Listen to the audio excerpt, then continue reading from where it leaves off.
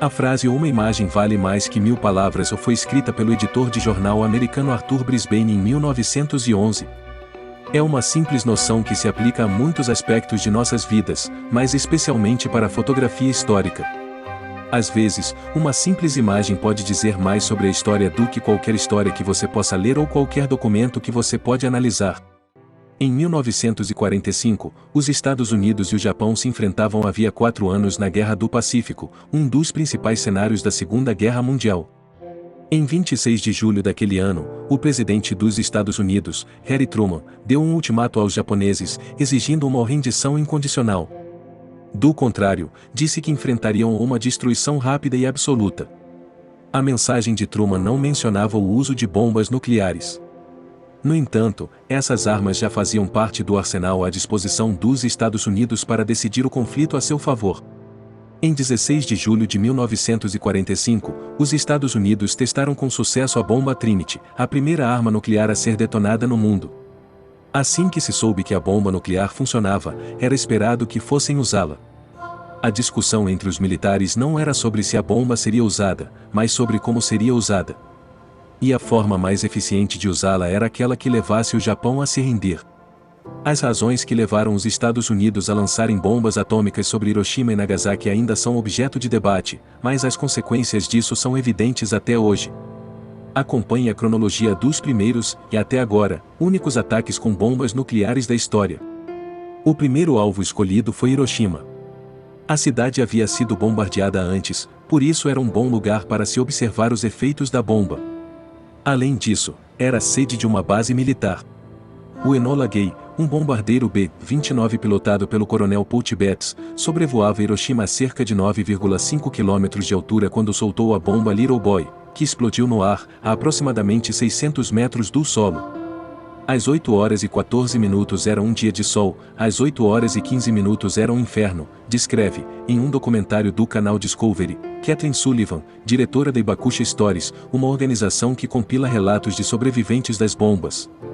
O mecanismo interno da Little Boy funcionava como uma pistola e disparava um projétil de urânio-253 na direção de um alvo do mesmo material. Ao se chocarem, os núcleos dos átomos das duas peças se partiram, em um processo chamado de fissão. Essa fissão dos núcleos ocorre de maneira consecutiva, gerando uma reação em cadeia que libera energia e causa uma explosão. A Little Boy transportava 64 kg de urânio-235, mas a fissão teria ocorrido em somente 1,4% dessa carga. Ainda assim, a explosão teve uma força equivalente a 15.000 toneladas de dinamite. Para se ter uma ideia, 1 kg de TNT é suficiente para destruir um carro. A explosão causou uma onda de calor de mais de 4.000 graus Celsius em um raio de cerca de 4,5 km. De repente me deparei com uma gigantesca bola de fogo e logo veio um barulho ensurdecedor. Era o ruído do universo explodindo. Disse Shinji Mikamo, sobrevivente de Hiroshima. Acredita-se que entre 50.000 e 100.000 pessoas morreram no dia da explosão. Uma área de 10 km² da cidade foi devastada. A explosão foi sentida por mais de 60 km de distância. 2/3 dos cerca de 60.000 edifícios de Hiroshima foram reduzidos a escombros. O calor intenso produziu incêndios que durante 3 dias destruíram uma área de 7 km ao redor do Marco Zero. O Japão não se rendeu. 3 dias depois, os Estados Unidos lançaram uma segunda bomba nuclear. Nagasaki não estava na lista de alvos prioritários dos Estados Unidos na guerra. Ela era um objetivo secundário por causa de sua topografia acidentada e da proximidade de um campo de prisioneiros de guerra aliados. Entre os alvos principais estava Kokura, uma cidade com zonas industriais e urbanas em terrenos relativamente planos. Mas, no dia do ataque, Kokura amanheceu coberta de neblina e fumaça, de acordo com o relatório dos pilotos. A tripulação tinha ordens de escolher visualmente um alvo que maximizasse o alcance explosivo da bomba. Foi por isso que eles foram a Nagasaki. O bombardeiro Boxcar, um B-29 pilotado pelo Major Charles Feeney, lançou a bomba Fat Man, que explodiu a 500 metros do solo. A bomba Fat Man era feita de plutônio-239. O material era mais fácil de ser obtido e mais eficiente do que o urânio, mas sua utilização requeria um mecanismo mais complexo. O plutônio-239 não era puro. Isso poderia detonar uma reação em cadeia prematura, que reduziria muito o potencial explosivo da bomba. Foi usado um mecanismo de implosão para ativar a bomba antes que essa fissão espontânea ocorresse. Foi o suficiente para liberar uma energia equivalente a 21.000 toneladas de dinamite. A explosão foi mais forte que a de Hiroshima, mas a localização de Nagasaki, dividida entre dois vales, limitou a área de destruição. Mesmo assim, calcula-se que entre 28.000 e 49.000 pessoas tenham morrido no dia da explosão. Em Nagasaki, a bomba destruiu uma área de 7,7 km². Cerca de 40% da cidade ficou em ruínas. Escolas, igrejas, casas e hospitais viraram escombros. O lugar se transformou em um mar de fogo. Era o inferno. Corpos queimados, vozes pedindo ajuda em edifícios derrubados, pessoas com as entranhas caindo do corpo, disse Sumiteru Taniguchi, sobrevivente de Nagasaki. Não há números definitivos de quantas pessoas morreram por causa dos bombardeios, seja pela explosão imediata ou nos meses seguintes, devido a ferimentos e efeitos da radiação.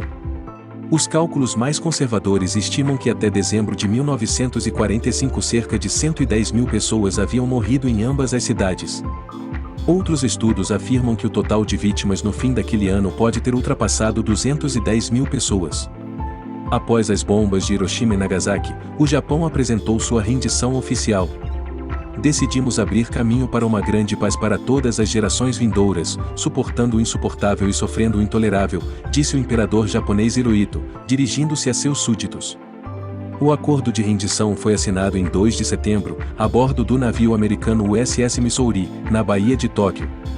Assim, chegou ao fim a Segunda Guerra Mundial. A brutalidade da bomba. Em uma fração de segundo após a explosão de uma bomba atômica, são liberados raios gama, nêutrons e raios X a uma distância de 3 km. Essas partículas invisíveis bombardeiam tudo o que encontram em seu caminho, incluindo corpos humanos, e destroem completamente suas células. No caso da bomba de Hiroshima, por exemplo, elas foram letais para 92% das pessoas que estavam em um raio de 600 metros do Marco Zero. Os sobreviventes das explosões, conhecidos como Hibakusha, sofreram as consequências devastadoras do calor intenso e da radiação. Em um primeiro momento, sofreram queimaduras que lhes arrancaram a pele e outros tecidos. Senti uma dor latejante que se estendeu por todo o meu corpo. Foi como se um balde de água fervendo caísse sobre mim e me arrancasse a pele, disse Shinji Mikamo, sobrevivente de Hiroshima. A exposição ao material radiativo lhes causou náuseas, vômitos, sangramento e queda de cabelo. Era tanta dor que eu sentia quando me tratavam, quando tiravam os curativos um por um, que muitas vezes eu ficava à beira de perder a consciência, relembra Shinji Yamaguchi, sobrevivente de Nagasaki. Com o tempo, algumas pessoas da região desenvolveram cataratas e tumores malignos. Nos 5 anos após os ataques, houve um aumento drástico nos casos de leucemia em Hiroshima e Nagasaki. 10 anos depois dos bombardeios, a taxa de incidência de câncer de tireoide, de mama e de pulmão entre sobreviventes era mais alta que a do resto da população. Além disso, a saúde mental dos Hibakusha foi gravemente afetada pela experiência de um ato tão atroz, pela perda de entes queridos e pelo medo de desenvolver doenças causadas pela radiação. Alguns deles foram condenados a passar a vida confinados em hospitais. Muitos sofreram discriminação por seu aspecto físico e pela crença de que eram portadores de doenças. Outros viveram com um sentimento de culpa por não terem conseguido salvar parentes e amigos. A vida depois da bomba. Hoje Hiroshima e Nagasaki são importantes centros comerciais e industriais no Japão. Ambas têm praças e museus que homenageiam as vítimas das bombas. Os Hibakushas que ainda vivem têm cerca de 80 anos. Alguns se tornaram ativistas contra a proliferação de armas nucleares e compartilham suas histórias para manter viva a lembrança dos horrores da guerra. A devastação causada por Little Boy e Fat Man é objeto, até hoje, de um intenso debate sobre se foi necessário um ataque dessa magnitude sobre a população civil. Desde então, nenhum outro país se atreveu a usar uma bomba atômica em um conflito armado. Deixe seu comentário abaixo. Não esqueça de se inscrever no canal Amigos da História para receber notificações de mais vídeos como esse. Um grande abraço, tchau!